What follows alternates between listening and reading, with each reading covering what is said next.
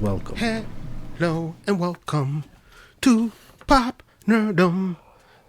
Ladies and gentlemen, let's address this off the top. Yes. It's being a crazy time lately. And Yes. I understand. Yes. But the wait is over. We're back. Yes. That's it. No more waiting. No more. Also, there was an election or something. I don't know. Yeah, something like that. And there's something happened or something or other. But that's also over. So, welcome to Pop Nerdom, the show where Hanz and I sit down and talk about all shit nerd. I'm your boy Six. Your boy Hanz, baby. And it's been honestly a crazy couple of weeks. Star Trek started. Mandalorian started. Yup. James fucking Bond died. Yup. It just has been too much, and we have a lot to talk about. So why don't we get right to it? Also, if you, regardless of who you voted for, and I'm not gonna get into politics for a rare occasion. I'm not gonna talk politics, but this is what I would talk about. Regardless of who you voted for, people say, and a lot of people don't understand, the pride that I felt for the amount of people that fucking voted Yeah. in this election. The amount of first timers that that weren't just turning 18. Right. And that is important for our democracy because regardless of Joe Biden winning, it was a tight race. And that means that everybody got represented. It's unfortunate for the people that like Trump that Trump lost. It's fortunate for those of us that don't like Trump that he lost. But the point is, or that Joe Biden, I shouldn't say that he lost because it wasn't about him losing. It was about the change that, just for me, I mean, I'm not speaking for you, but for me, it was about the change that I thought we needed in leadership. Yup. The change of tone, you know what I'm saying? Just I didn't like that tone, flavor. Right, and let's get to the point where shit is starting to get done rather than people just talking bad and ugly about other people and bullying. Regardless of that, Donald Trump did what he was going to do in these 4 years, which is a lot of screaming and a lot of noise and not a lot of actual presidential things. Like he didn't do a ton. But what he did, and that goes to him. If we liked it or not is besides the point. That's if done. We liked it or exactly. If we liked it or not is besides the point because what we did is we had a voice, which was voting, and we used it. So let's move on from that and let's go on to the real important shit. Yes. The fucking Mandalorian is back. The Mandalorian is back. Now, the child and Mando. Mando and the child. Now, it feels like the Mandalorian has been gone for 7 years. And that is just because this year has been so fucking nuts. So hard, yo. And there's been a drought also, too, of things. You know what I'm saying? There's been a drought just of, like... everything. Mm-hmm. And not just on Disney Plus, yo. No. We're going to get into some of the interesting things that might or might not happen when things change. But let's get into The Mandalorian. Mandalorian Chapter 9, Season 2, Episode 1. Mm-hmm. Gang. Spoiler alert, everybody, by the way. Yeah, spoiler fucking alert. Let's go. I'm going to speak generally about the episode before we get into the details and let you know that for the most of it, I was excited with it. It was exciting, but I was unimpressed. I think it was, and I don't mean unimpressed as in I was like, fuck this episode. I mean unimpressed in the sense that I felt like, oh, they're doing that thing again that they did last season.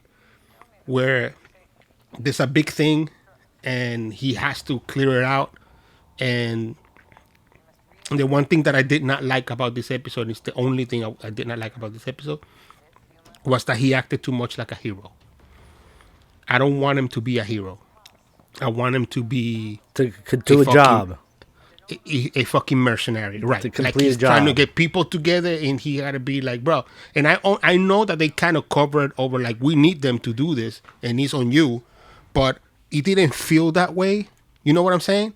Like he didn't feel like he was so disconnected from it, being like, well, it's on you if you want to connect the people, but I think we need the Tuscan Raiders. I, I I felt like there was a strong sense of him getting involved, and I did not appreciate that. Now, that's the only thing I didn't like about this episode. Let's move on to the amazing things. Go, Hansi.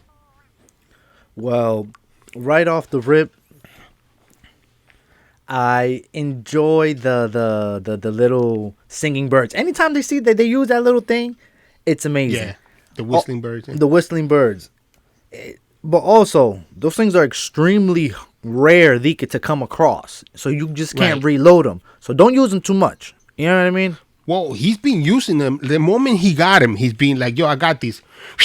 Yeah. Let me tell you one more time. I got this. Like he just be using that shit left and right. I don't know what to say. I feel like he knows he has weaponry and he's using it because that's the you way can tell he's getting. be. I feel like he's getting more acquainted with his better Mandalorian armor because he's using it like an offensive weapon. You know what I mean? Like Yeah, for sure. Like when the dude punches him in the head and he almost breaks his hand. You know what I'm saying? And like when the ricochets. You know what I mean? Like the way he's using it is like it's cool. Like he's in a sense getting more comfortable in his own skin. Absolutely. I think that that was cool. The whole intro and him being an asshole and leaving that guy upside down to die. Which obviously was like, I ain't gonna kill you, but I didn't say I was gonna let you live. Some shit like that he said. And I feel like that's what they're trying to see. But you see how they gave us that in the beginning that, I'm not gonna, whatever happens to you. But then they also give us that, hey, you guys need to work together in order to beat this side of him. I feel like look, I compare this show a lot with those Clint Eastwood westerns, the spaghetti westerns that he did with Sergio Leone, in the sense that they're very similar in that he's the guy, the man with no name to a large degree. He's just a guy that comes around and people up. Yeah, and shoots them, and he's out for his own interests, right? It's the way that it would seem. But it seems to me that he's becoming a good guy more and more by the things that he's doing. And I think that although I'm not against it, and I don't think that it should be, it's a big problem. I just think that there's a lot of that shouldn't feel like that's that character. Now, I have a question for you. Do you think that's the child rubbing off on him? I was just about to say that. I was going to ask you that, if you think that is the effects of traveling with something so innocent like a child. You know what I mean? And the fact that he knows that the child is always watching him, and it's apparent, you know what I mean, in the second episode, and we'll get to that once we get there, you know what I mean? But honestly, I think it's that, you know what I mean? It's like a subconscious moral responsibility kicking in. I suppose because just before that he only cared about himself. You know what I mean? You know what I'm saying? Like, but I think that he always should. I mean, that's the problem that I keep having. Like, I think he always should. I think he should be about himself. Yeah. Because that kind of, in a way, is the Mandalorian way. You know what I'm saying? Correct. In some way, I mean, at least for him. I don't know. Yeah. Well, and moving on with the episode, he gets to this bar because he's looking for Mandalorians to get to find this Jedi that he's heard about. And so he's looking for any other Mandalorian. And so he hears from the one-eyed guy in the beginning of the episode that there's a Mandalorian somewhere in Tatooine. Yep. And so he goes to Tatooine, and they, he goes to the bar, and they say, there's a guy out in whatever place. And that's what the guy told him, and he's asking the lady, like, where is this place? Where is this spot? And he goes to the spot, and it turns out to be there is a Mandalorian. There's a Boba Fett is there if you look really quick. It's like, oh shit, it's Boba Fett. But I like that the bartender's like, who, you mean the marshal? Yeah, And yeah, the Marshal yep, walks yep. in. And then he's like, you ain't no Mandalorian, bro. You ain't for real. And then he takes his helmet off and he's like, And yo, then what's up? Let's have a drink. he almost lost his like. No, don't do it. Don't do it. That is not the way. Don't. I also feel like he should have killed that guy. You know what I mean? Like there's so much of this that I feel like he's acting too watered down. I'm afraid that it's getting too Disneyfied, the show. Yeah, I mean, that's always the problem is the Disney convenience. You know what I'm saying? Like, Right. I'm a little bothered that he's gonna be able to find one Mandalorian and that one Mandalorian is gonna be able to link him to. You know what I'm saying? It's like I don't know. Yeah. Like that to me That bothers me a little bit about the that right. doesn't make any sense. I'm hoping beyond hope because Jon Favreau is not necessarily an idiot when it comes to writing Exact with the the stories. lores and all of that. Yep. But what I think is that Filoni has shown that he can be Disneyfied when he did Rebels. Yeah. He can show that he can be Disneyfied for because real. that took away from what. That's why he tried to get his nuts back with the last season of Clone Wars. Right. And so I'm curious if this second season is getting watered down or not. I mean, I don't know. The point is that he meets this other Mandalorian in quotations. It turns out he's not a Mandalorian. This guy almost died because these robbers came into town and he got rescued by some Jawas and he gave the Jawas some piece of jewelry or something. Yeah, something And in valuable return- that they wanted. Right. In return, he got the Boba Fett armor, and he came back and acted like he's a Mandalorian. But, excuse me. But it was interesting to see the dynamics from that guy because he was fun. He was a fun character. That is like, oh nah, man, nah. I ain't no Mandalorian. This shit just scares people. Yep. He He like, You know and what I'm I'm saying? not in love with the armor. If you can help me, you know what I'm saying, get something take your done. shit. You can take your shit, bro. which was my favorite like thing about it because even though Beskar is becoming so fucking like valuable and rare, this one guy's like, yeah, yo, listen, whatever, man. Take your shit. Take your shit. Just help me get rid of this thing so we can Yup. move on. Yup. What I did like about this episode a lot, which I don't think it was a waste, was how much they got into the Sand People. The Tuscan. Yeah, the Tuscan Raiders. I loved it. I love that we got a lot into their culture. I love that I got a lot into how they move and how they think. You know, I love that they. some of that was like a throwback to, you remember Obi-Wan says Tuscan Raiders, they walk in They single travel file. in single file Yeah. and all that. Right. And it was fun to see it play out because obviously it's made by fans. And it was fun to see it, to see them interact with each other. But I don't want to lose too much time on that because the little Easter eggs that were cool, like the guy riding on Anakin Skywalker's speeder Yeah. thing, What it looked like, engine, yeah. that annoyed me because I was like, all right, how much do I need? How much of Tatooine is all married to the Skywalkers? How much? Like, all right, like there were other fucking people there. It wasn't just Anakin and Luke. I respect that. I respect that. I respect that. I understand that it was cool, but you're already giving me Boba Fett's armor. Now he has to ride the Anakin Skywalker fucking speeder engine, and he also has to live in a most this, and you know what I'm saying? Like, and there's also the Tuscan Raiders. So it's just too much pandering only by that detail. Everything else I loved. It was that one detail. And the fact that they have to kill, when you remember episode 4 and you see C-3PO leaving C-3PO leaving R2-D2 behind, and you see that giant fucking skull that is supposed to be the Dune worm because George Lucas was such a fan of Dune. And you see it being alive, being that dragon and being alive. It was fun to see, but it was too much.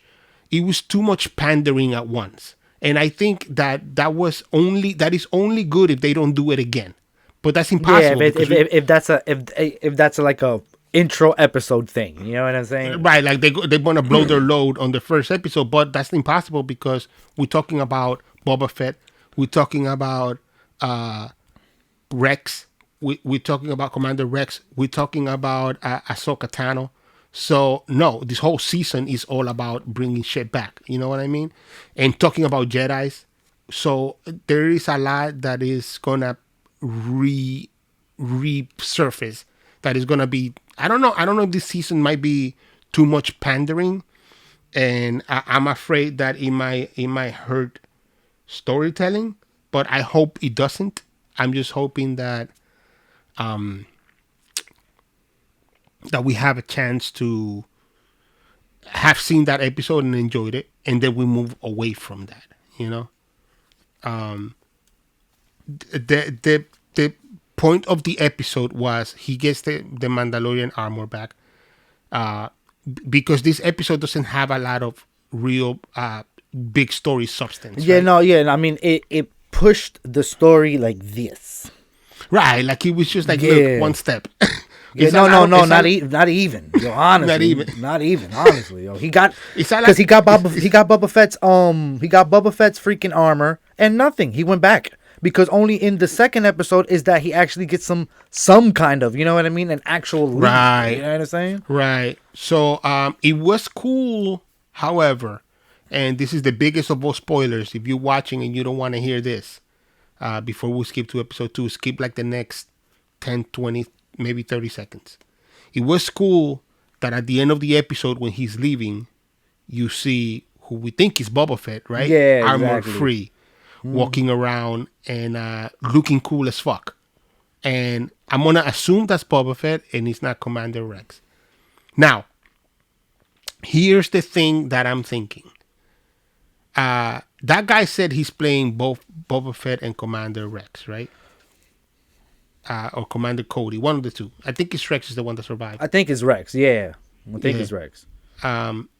So, do you think because Boba Fett lost his armor, if he's back, if that is Boba Fett, because we don't know, Exactly. if he's back, does he try to reclaim the armor, or does Rex say, "I am the only person that hasn't lost it, so I can gain it and I can use it. Now I'll be Boba Fett because I'm his clone anyways." Do you think that's where the story is going, or do you think Boba Fett's gonna be like, "Yo, I'm gonna get my shit back. I don't give a fuck." I had the same question. Do you think he wants his armor back? And I don't know, because to me, Rebels really stepped on the Mandalorian lore of them not taking off their helmets, The right? helmets. Boba, Right. you understand Boba Fett doing it because he was a traitor. He was a scoundrel. He's you know what I mean? Like you get it. There could be one, but when there's too many people doing it, I feel like the lore of Mandalorian. You know what I'm saying? I feel like it Well- escapes it. So wait. Let me just finish the thing. So, like, I feel like if he wants the armor, it would be cool if he would get it to melt it down to repurpose it in a different way. I don't really think he should be picking up the Mandalorian thing. But then again, was he ever really a Mandalorian? Right. You get what I'm saying? Like, Right. And what I was gonna also say is, Clone Wars did a great thing about reigniting the Mandalorian thing, right? So they weren't Mandalorians for a long while. Not those kind of Mandalorians, not the ones that follow Mandalore, not Mandalorians by race, but Mandalorian by creed. Creed, yeah, yep. Right. So they didn't come back until sometime during between episodes 2 and 3. And then Rebels is refining that. So what it could be argued, I don't know that you get away with it and win, is, well, by those times things weren't really set on stone. And then these guys, by the time of Return of the Jedi, it is set in stone. So 20 years earlier, when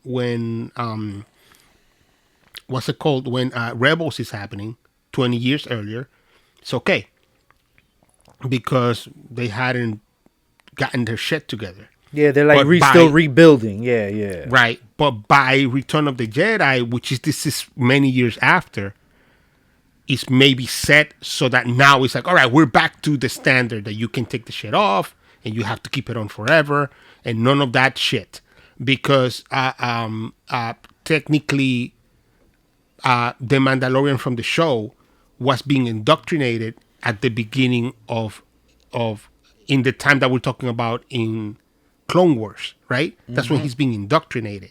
So by the time he's being in the doctrine, maybe it's past all of those situations, and somebody made decisions and was like, no more of this. Let's keep it back. Let's get it back to the real point, because Vast Disla really did take his helmet off all the fucking time, and you saw it, and he wielded the black saber. Yep. Does it really?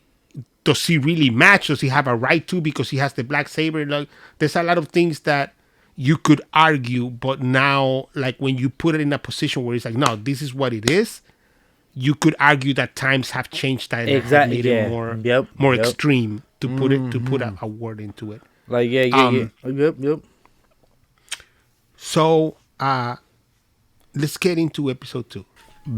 Episode 2, baby. We're moving on. Yeah, man. How did you feel about this second episode? Because again, it was a little bit of moving towards the the actual story. You know what I mean? Mm-hmm. I feel like it was more substance, though. What it gave you was more interaction. What it gave you was more interesting perspective.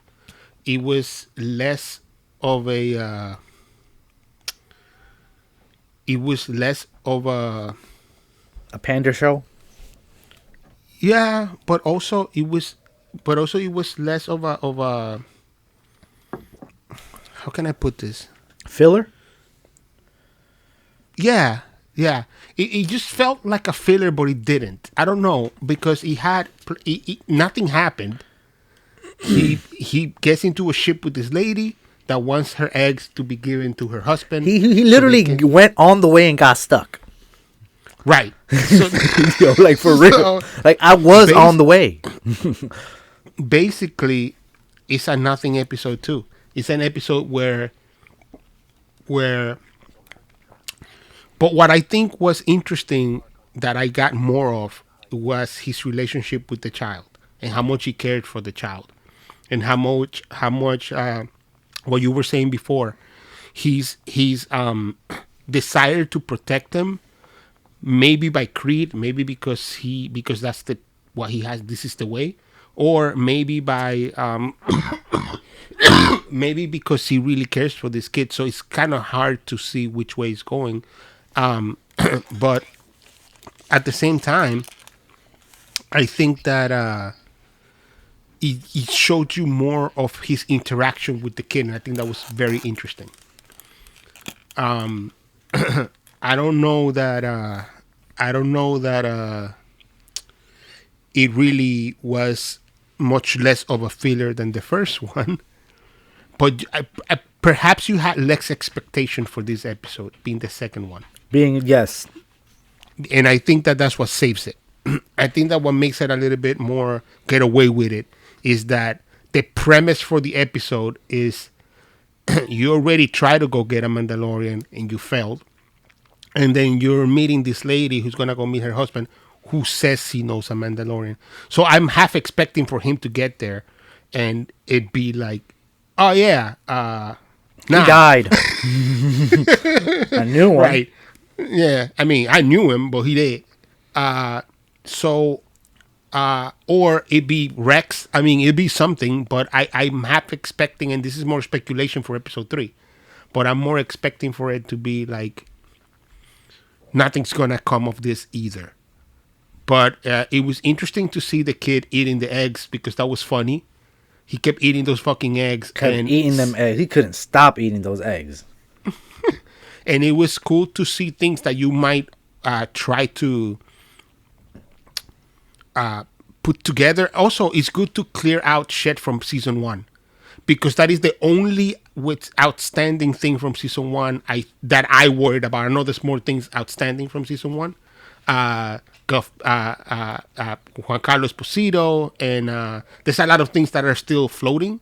But what I mean is there is plenty of little things that you think will be more dangerous to him. Like the police will be after you if you fucking shot a spaceship, a prison bus. You know what I'm saying? And that's basically what he did.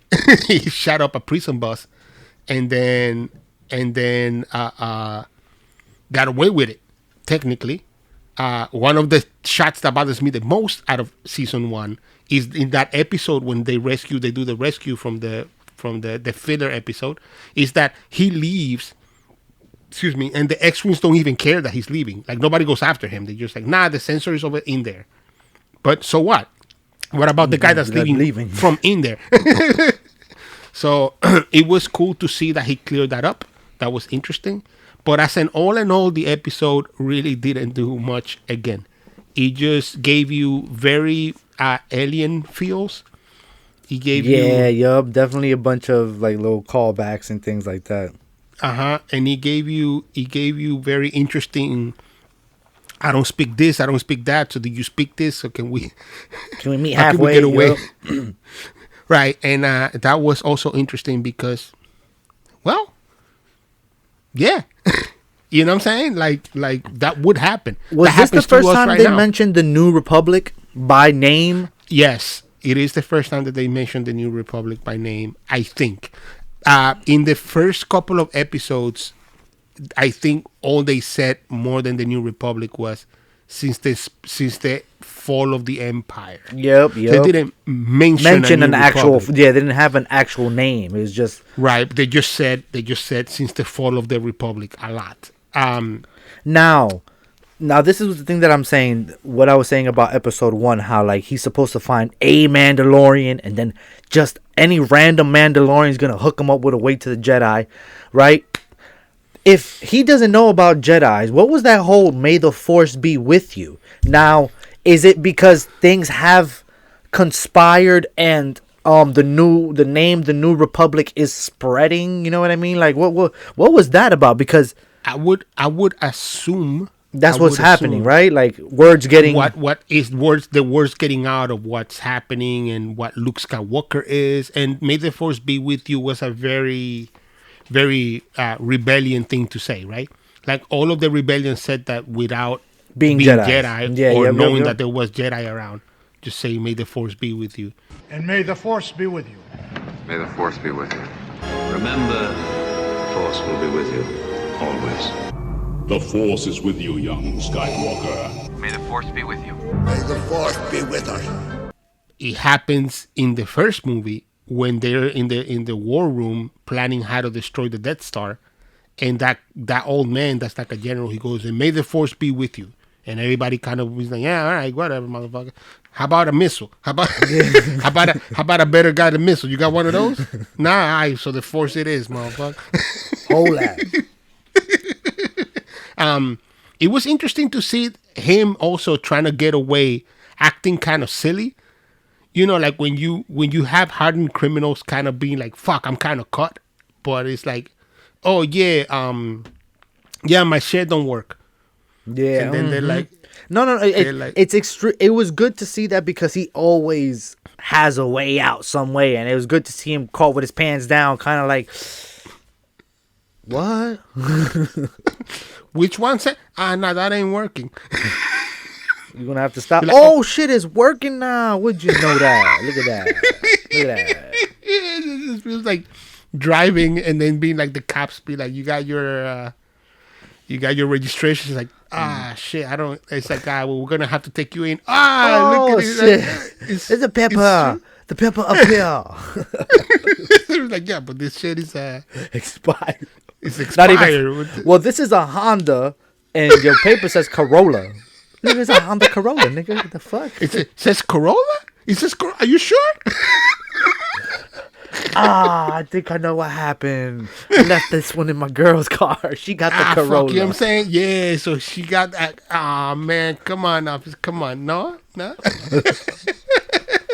That So- shit was crazy.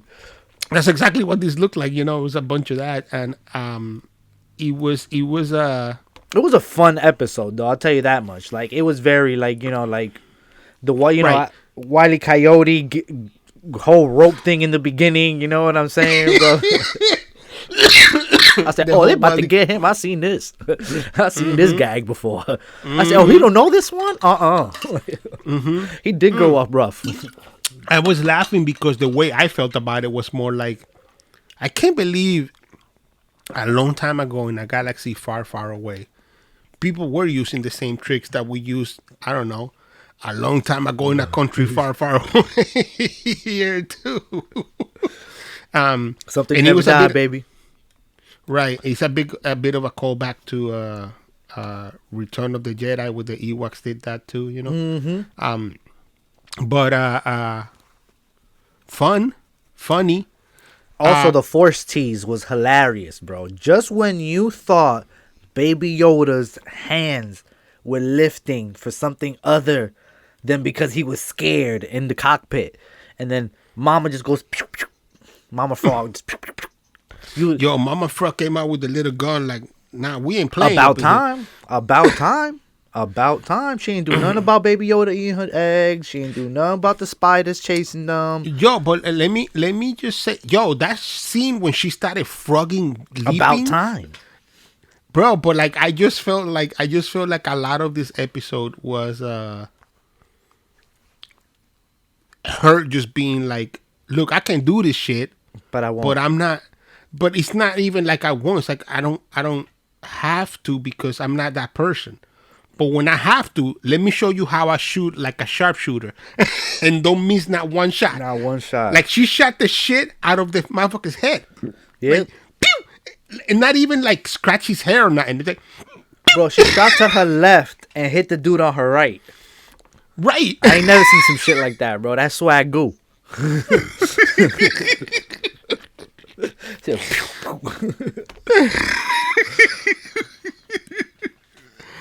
She did some fucking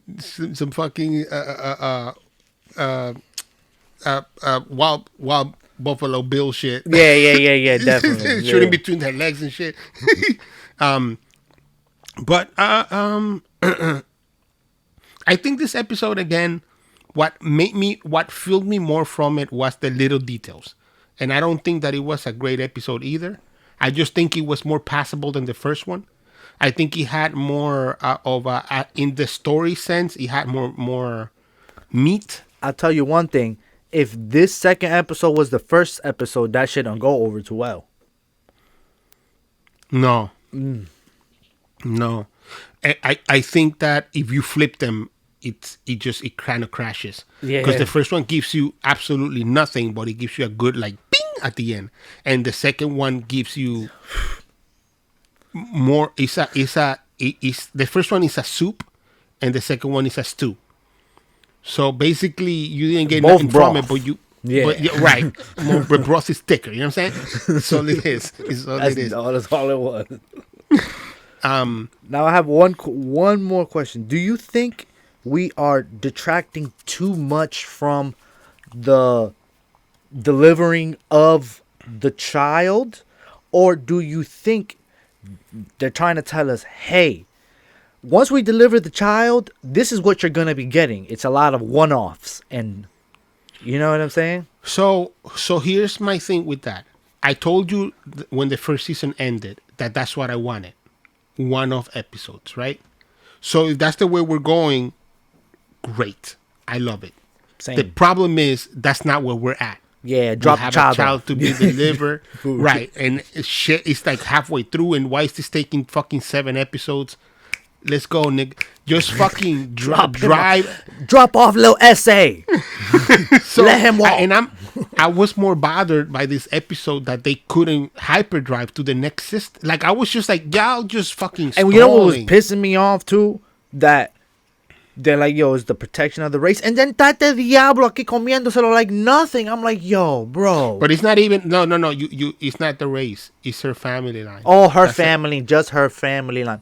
Yo, Right, I'm sorry. No. No, I thought it was I was today years old when I found out that it was just her family. Listen, there's more frogs? Oh, baby, we gotta go. But he's doing it because he's like, yo, but I need to. I mean, this could, this is the way, you know what I'm saying? Don't Mandalorians always come through on their promises? Like, it's freezing. Whatever. Yeah, that whatever. It's cold that. outside. I'm just I'm hoping this picks up sooner than it seems to be picking up. Yeah. Honestly, I need like next week, like for real. Yeah, Like honestly, for real, like for real. I need next week to be because, like you said, I'm good with like if after season 3, it's like 2 episodes, the longest, one story. I'm fine with that because that's how I see the Mandalorians as. You know what I'm saying? Like they're not really stuck on one thing for too long. They're just give me my money, go next mission. Yeah, Let's make that money. Exactly. If they make like the Boba Fett comic books that came out through the years from Dark Horse Comics, which were fantastic, especially the ones drawn by Cam Kennedy. And I'm speaking about the art because the stories were all similarly, in one way, but.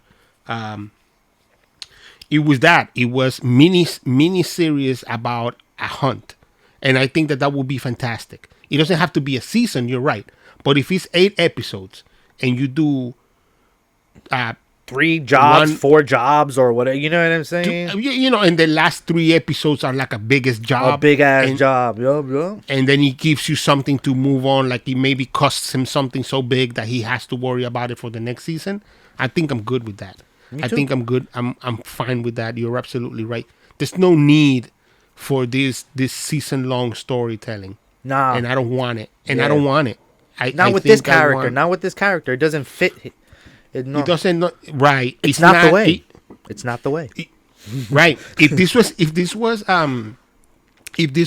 a Jedi Academy show, then yes, because you're building characters that are like an ensemble, blah, blah, blah, blah, blah. Mm-hmm. If they were to do it like that, it would be an ensemble, I suppose, because they'd be teachers and they'd be the students, which is probably your focus. But in the case of the Mandalorian, I don't even want him to talk that much. I just want him to be the hunter. Just hunt. Make it about the hunties. And not even so much about you. Make it about the hunties. You know what I mean? And then just show us this universe, baby. Come on. Yeah, come on. Like he's tied to no sector in the universe. They can just go. It's so beautiful. Like they can literally just be one place one time and then never. No, we're not. Never ever come back to it. No, we're just not doing that. Oh, okay. Just no. Yeah, just no.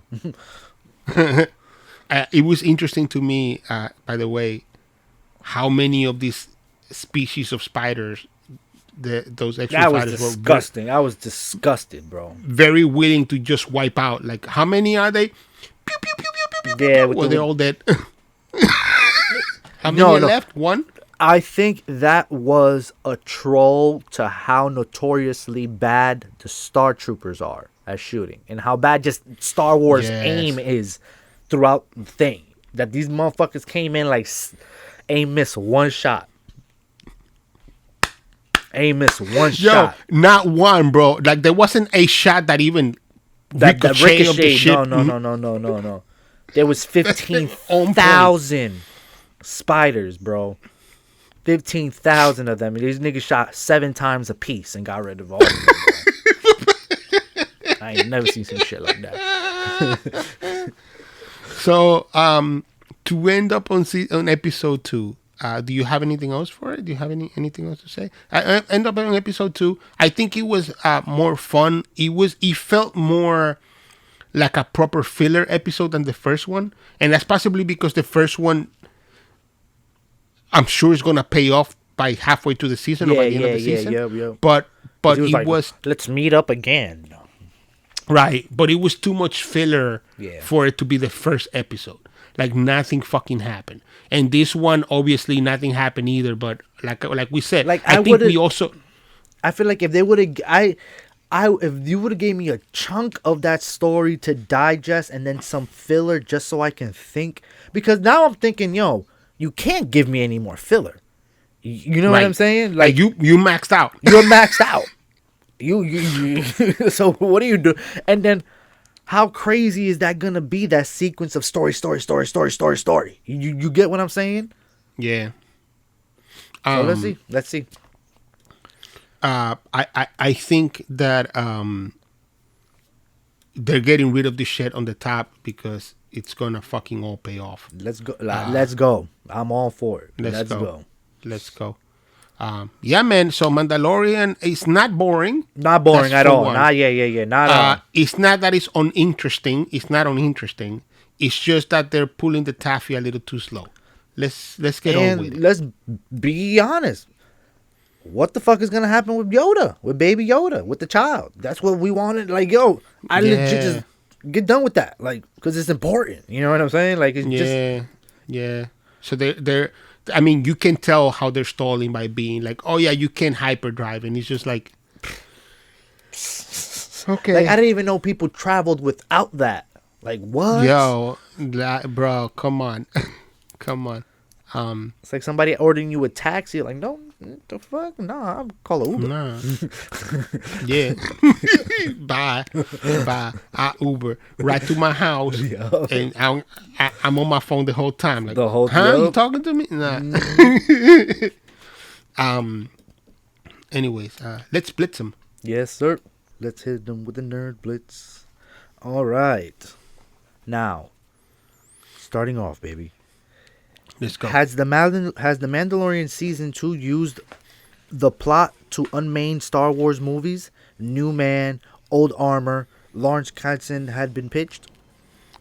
So apparently, Kasdan, who wrote Empire Strikes Back and all that, and helped with Episode 7, was hired to write a Mandalorian movie. You remember that? Yes, many years ago, like 5-6 years ago, and apparently. Season 2, the whole Boba Fett armor thing is supposed to be, I think, for somewhat structured from that story that Kasdan had written. I don't know if that's true because nobody's ever seen that, or at least not that they can prove. But I don't care if it's good. My problem with it is not that it's a rehash story. My problem with it is, let's go. Why isn't that out? Netflix is raising its prices again from $12.99 to $13.99 for the HD, and from $15.99 to $17.99 for the 4K. The standard would remain the same. Bro, you know what? I don't. Well, what do you want me to say? What do you want me to say? And they're like, yeah. I'm like, the only thing I have to say is it still coming out on the same day? I bet. Cool. Right. Right. Like I don't particularly give so much of a shit. And I don't got the 4K because I don't got a 4K TV yet. You know what I mean? So I'm still not even. I'm not even at that. I'm not there yet. But that doesn't bother me yet. All female Avenger movie, only a matter of time, says Shuri, actress. She's especially hopes to fight alongside Captain Marvel. Anyways, bro, who cares? Right? Like, just do it. Just do it good, and don't do anything close to that horrible Endgame scene that you guys gave us, because we smelled the pander. I smelled the pander, yo. Because y'all ain't even let them do cool stuff. They just joined up for a selfie. All right, keep going. I mean, Marvel's Moon Knight Disney Plus series finds its director in Oscar Isaac in talks to star in Disney Plus series. So Oscar Isaac, Paul Dameron, right? Mm-hmm. So he's been dealing with Disney for a bit. I don't know why he gets so many Middle Eastern characters, because he already played Apocalypse. He's fucking like Peruvian or Chilean or some shit, right? So probably looks it. Get away with it. I mean, sure, he's also incredibly good looking, so I understand why they would use him. But Can we fucking skip this nigga? Like, can we get somebody from the Middle East to play a Middle Eastern? Middle Eastern person. I feel that word.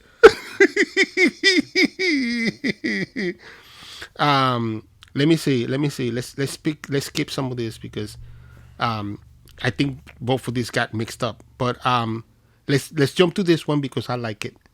The next Evil Dead film is supposed to be a follow-up to Army of Darkness, and it's going to take place in a city setting, which we haven't seen in any Evil Dead movie.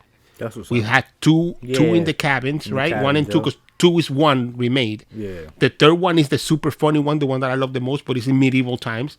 Yeah, let's give me fucking Ash in the fucking city, blowing motherfuckers up. I'm good. I'm ready. You like Evil Dead? Have you ever? Yeah, seen hell those? yeah, hell yeah, hell yeah. That's actually Love those Evil movies. Dead is probably that was probably one of the first old school horror movies I've ever seen. That and the Texas Chainsaw Massacre, the same day with my boy Jeff. Shout out my boy Jeff. Beautiful, man. Johnny Depp drops out of Fantastic Beasts franchise, but what I like about this story is that WB actually told him, "Yo, you gotta quit." So is that quitting? Listen, I ain't gonna fire you, but you gotta quit. You do what you want, and that is quit, because I'm not gonna fire you. So here's another thing that I find interesting. So WandaVision is coming out exactly when it's supposed to.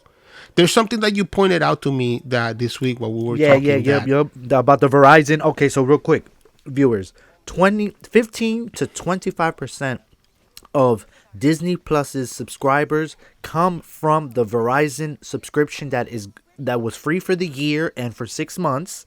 They had 2 going at the same time, and it's ending next month. Right. So here's my thing. WandaVision is supposed to happen after Black Widow. You're losing 15 to 20% of subscribers. That's assuming that you lose them. Assuming Right? that you lose. Yep. So do you then say, "Oh, you leaving? Oh, that's too bad. Because look what I got here. Got a little Black Widow. Oh, you want a little Black Widow? Oh, here you go. Subscribe again. Give me your $40. Not even. How about this? Give me don't give me $40. Pay $30 for the movie and get the month free. For those resubscribing. Let's see. I know they're gonna. So you get a free month, or you got to pay for the rest of the year. So you pay for 11 months, and you buy the movie. Yeah. Huh. That's not bad, bro. I think that makes a lot of sense. That would be. That's how I would target those people. Those usernames leaving. That's what I'm sending them. I was like, yo, listen. If you want, here is a deal package that comes with the movie, or here, buy the movie and get a free month, because this month we're gonna be dropping some shit, and I need you to see it. Hire me. It's probably hire Hansel, Disney. Do it. He has the plan. You ain't got it. He does. Yep.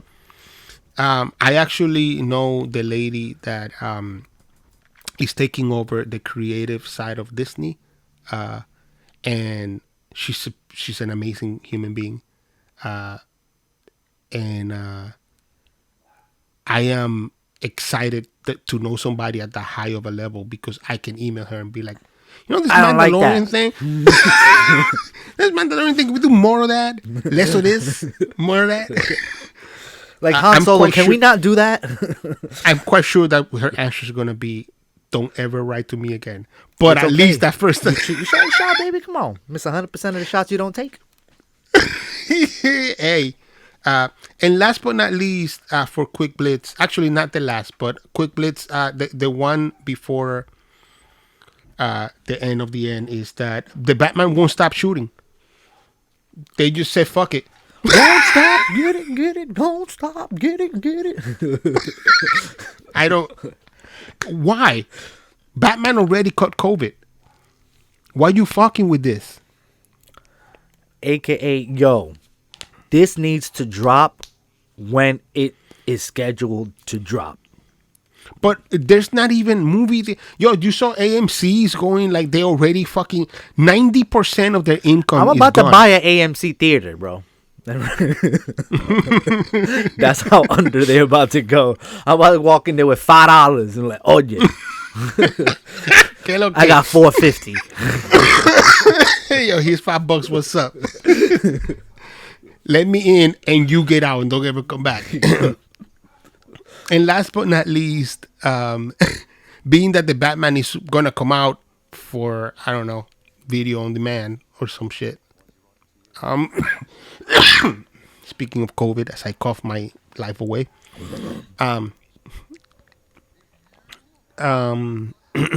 Sir Sean Connery, who was my father's James Bond, and by turn turned into my James Bond, because it's on your generation, right? So my James Bond should be Roger Moore, but I never liked Roger Moore. I never liked him when I was watching him as a kid. I was like, this guy is a clown. Literally, he wears a clown suit in one of his movies. Ladies and gentlemen, hey, but Sean Connery, to me, will always be. Look, he's Ramirez in Highlander, which I love. Hunt for Red October, The Intouchables, that's the Chicago way. You know, there is a million movies that you can name Sean Connery in, but I don't think he's Indiana Jones' dad. But I don't think that you can ever say Sean Connery and not think James Bond, because he is the prototype. James Bond. He is the prototype that everybody had to follow. There was a James Bond movie before. There was a Casino Royale before I think James Bond came out. And if I'm not wrong, there was a TV movie in Britain. If I'm not wrong, but I might be completely wrong. But the point is that nothing stuck like Sean Connery's in Dr. No. And everything after that tried to be Sean Connery in Dr. No. Yeah. Legend. It's not surprising that he passed away. We haven't heard from him in a long time. And he's old. He's 90. Yeah, he's like 1,000. Yeah. Yeah. And I don't think that I'm sad because he stopped. Lived a good it's not like he had the life. prospect. I don't think he had the prospect of making another 100 movies because he's done. He's been done. But what is important is that when people go, especially like that, when you don't feel saddened, like he wasn't like he was ripped away from you, what is important is what they leave behind, because that is their legacy. Yeah. And I think his legacy is strong. It will stay strong. And I think that that's the beautiful part about Sean Connery, that he left with the grace of leaving on a high. Always. Yep. Always on a high. He did do shitty movies, of course. He did Highlander too. Yep.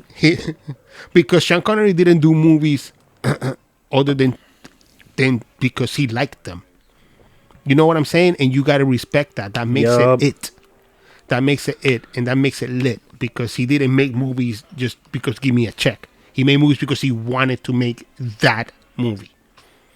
The only motherfucker that's supposed to be Egyptian, but he's white, has a Spanish name. Greetings.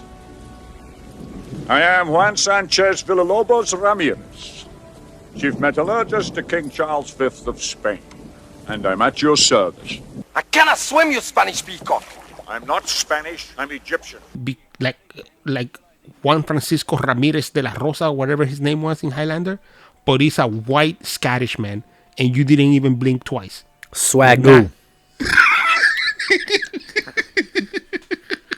Swag galore. Yeah, man. Let us know in the comments how you feel about Sean. Let us know in the comments how you feel about The Mandalorian. Please, because I wanna see how you guys are feeling about it. And tell a friend to tell a friend. Hit like, hit subscribe, all and of the share. things. And share, please. I mean, I that's the one. Like liking and subscribing, that's up to you. You don't have to like us. Hit this like, it's okay, but share it so that we can be spread like the COVID. Spread us like COVID. Yes. In the Don't United socially States. distance us. And thank you for stopping by and joining us, because we're happy to be back, happy to talk about it. And see you next week. Yes. Wakanda forever. Baby. Always. That's the end of the video. And bye. Don't forget to subscribe. That's it.